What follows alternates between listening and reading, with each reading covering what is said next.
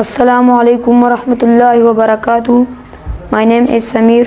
My father name is Ahmad. I am from Shafar. I read in class 7 at Jamia Darul Ulum Ahmadiyya in Islamic School System Sundal Narekas. Today my presentation topic is respiration. What is respiration? Respiration is a biochemical process in which living organism produce energy by breaking food. Respiration د زموږ سره بایوکیمیکل پروسس دی چې کله مونږ خوراک وکړو او د هغې بریک ډاون وشي او دا لیوینګ ارګانیزم چې کوم دا پروډیوس کړي انرژي. اوس د ریسپیریشن بیا دوه ټایپس دي، یو د ایروبیک ریسپیریشن بل د ان ایروبیک ریسپیریشن.